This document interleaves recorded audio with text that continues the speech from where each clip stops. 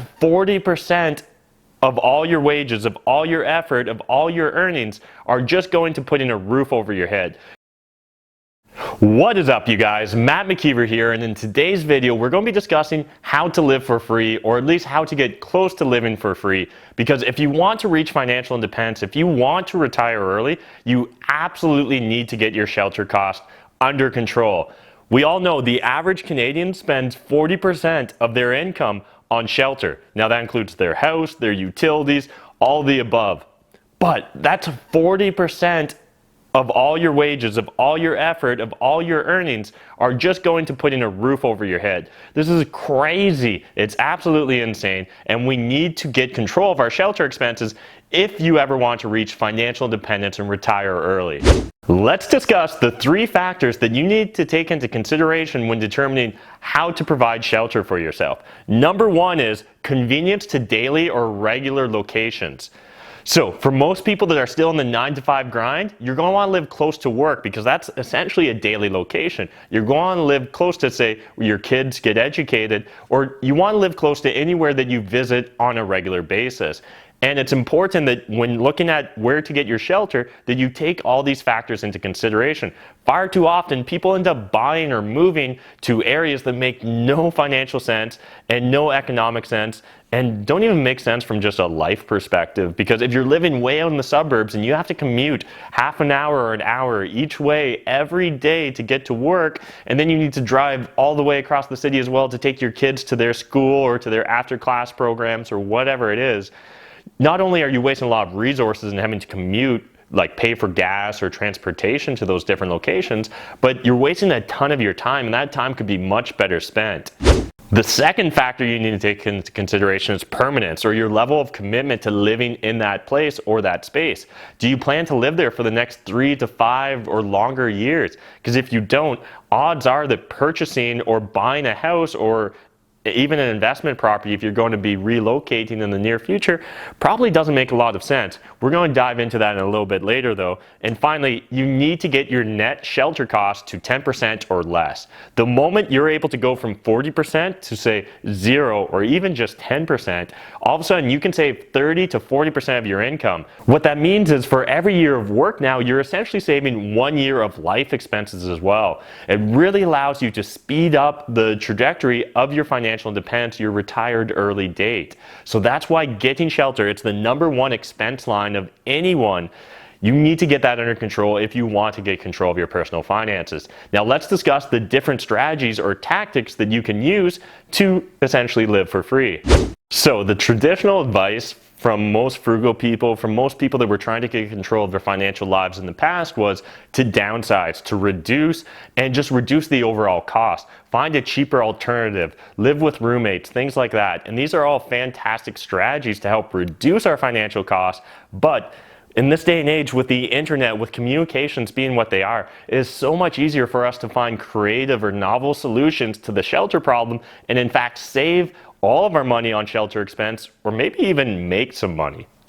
Again, if your number 1 goal is to reach financial independence, retire early as fast as possible, and you're still in the accumulation phase of gathering assets, of gathering investments to create that passive income or create that war chest that you can live off of indefinitely, the number 1 thing you can do is get control of your shelter costs, get it to a net cost of 0 ideally, or at least keep it to 10% or less of your gross income. So here's a handful of strategies that I think fit that definition of creative solutions that, 20 plus years ago weren't on most people's radar. So number 1 is house hacking. Now, if you guys have been watching my channel or Mike Rosehart's or any kind of the real estate rat pack stuff, a lot of us are huge believers in house hacking. And now house hacking can have a whole variety of different flavors. The concept though is you're going to buy a property, you're going to buy a house or a multifamily, whatever that looks like, and you're going to figure out a way to live with roommates or other renters and get your costs to ideally 0. So number 1 with roommates. This is how I started. I bought a house with 6 bedrooms, lived in one of the bedrooms, and then had a bunch of friends and strangers move in with me. And my costs to operate that house, I think, were around $1,400 or $1,600 a month. You can dive back into my older videos where I actually break down my exact living costs for you. But I think it was around $1,400, $1,600 a month, and I could rent out each bedroom for $400 to $450 a month. So by having 3 to 4 roommates, I was kind of breaking even. Those few times that I had 5 roommates, I was actually getting paid to live in my own property. That was massive to building up my financial assets. It allowed me to get my costs down to 0 or actually a net surplus in the case of shelter when I had 5 roommates. And it allowed me to save up money so much faster and just reinvest it. In my case, I focused on real estate. Another option is multifamily living. So maybe you buy a duplex, a triplex, or a fourplex, move into one of the units, and then rent out the others. And as long as you're making sure that you're, say, hitting the 1% rule while having one unit vacant, you're actually going to be able to, again, live in that property for free or get paid to live there. Now, this can't be done in necessarily every real estate market, but within a 4-hour drive of where you live, I almost guarantee in North America, you'll be able to find a market that fits.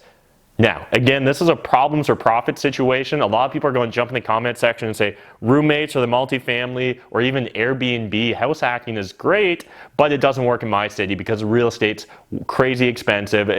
I can't meet the 1% rule. Well, in that case, you got 2 options. One is you can move, or you can focus on one of the other sets of strategies here. The other set of strategies is rent hacking. And so again, rent hacking, very similar. A lot of the strategies that you use in house hacking can be replicated with rent hacking. So one is you can rent out a big house and then sublet the individual rooms to roommates, or just pool your assets with roommates to reduce your net living costs. Really popular, and this is a really flexible lifestyle for someone that's maybe not sure if they're going to live in this city or this neighborhood for the next 2-3+ years. You don't necessarily want to tie yourself down to a physical location for the long term. Second is Airbnb. Now, whether this is Airbnb out a section of the property that you're renting or the whole property just when you're not using it, there's a lot of different alternatives. I remember right before I quit my day job, I was debating with the idea of Airbnb where I lived, and I would just camp in the backyard when someone booked it. It was just an interesting strategy in order for me to save up additional money. I never ended up actually executing on that idea, but it was always one of the strategies I kept in my back pocket in case money ever got tight or in case I just needed to increase my revenue or decrease my personal expenses. Finally is a live-in super option. Now, this is something I think most people overlook or forget, but when you get into larger multifamily properties, they often have like a superintendent or a maintenance person that lives on site. Often in exchange for being the maintenance or the super, you actually get to live for free or a significantly reduced rent.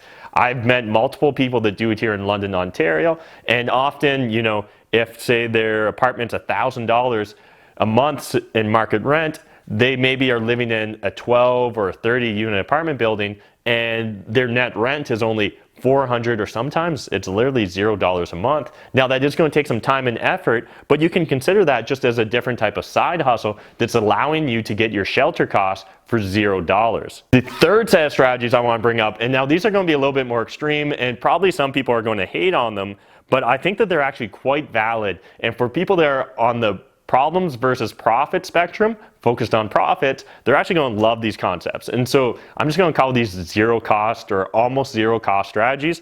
Number one is couch surfing. So this may not feel like a long-term strategy, but in fact, if you build out a really strong personal network, it wouldn't be insane to go travel to a different city or a different location every month and just crash with friends or family or whatever. Some people are going to be like, oh, you're being a parasite, you're taking advantage. Not necessarily. Similar to a live-in super. Maybe you can find a way to exchange value that's not monetary. Second is like van, bus, or tiny living in general, especially tiny mobile living. Now there is an initial cost. You initially have to buy that van or that bus or whatever you're going to live in. But once you've paid for that, unless you're doing a lot of traveling, there's not a lot of overhead. You don't have property taxes the same way that you do with a house. You don't have all the same maintenance and utility requirements because you're living in such a tiny living space. I actually love this strategy, and I hope at some point in my life that I'll get to implement it. But I know that lots of my friends are starting to do it. Adam Steeper, Kellen, who co-hosts the London on Fire podcast with me, he's about to just go on a van trip. And a third option on the zero cost would be work-live blend. And I would argue that's what I'm doing today.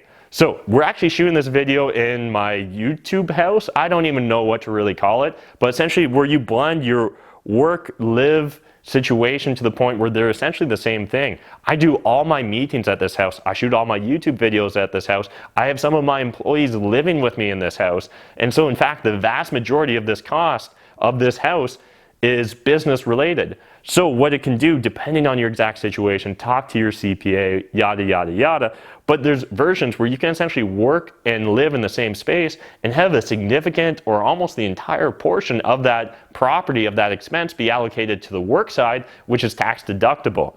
And that's going to result in kind of that zero cost personal approach. Fourth is living off grid. So this could be go build a tiny shed in a unincorporated municipality where there's no building bylaws and where you're going to be disconnected from the grid, so you don't have utilities, you only have token property taxes, or maybe just not even property taxes if you're really out in the boonies. And again, these are really interesting strategies. They're not going to be for everyone, but there's a strategy on this list that will work for everyone's living situation. Again, it comes down to problems or profits. Do you guys want to win or do you want to lose? If you have a winning mentality, if you're focused on finding the profits out there, all the problems disappear and you only see opportunities. So these are all the different strategies or tactics that you can use, you can implement today in order to get control of your shelter costs. Again, if you're focused on financial independence, retiring early, you absolutely need to live for free or at least get your shelter costs to 10% or less of your overall income. I think I've covered everything pretty comprehensively at this point, but I'd love for you guys to jump in the comment section and let me know what opportunities do you think I overlooked? What creative solutions are you currently implementing or that your friends or family are implementing that are allowing them to reduce their personal overhead, to reduce their shelter costs? I would love to know, so jump in the comment section down below, share your opinions, share your experiences, because again, I've only tried a handful of these strategies, but at the end of the day, it doesn't matter which strategy you implement. All that matters is that you get control of your shelter costs, get it to 10% or less. Smash that like button if you enjoyed this video, hit the subscribe button if you're new to my channel, and otherwise, until next time, remember, making money is a team sport. There's more than enough money in this world for us to all make it, but if you're not saving it, I mean, like, what's the point? Okay, thanks guys. Bye.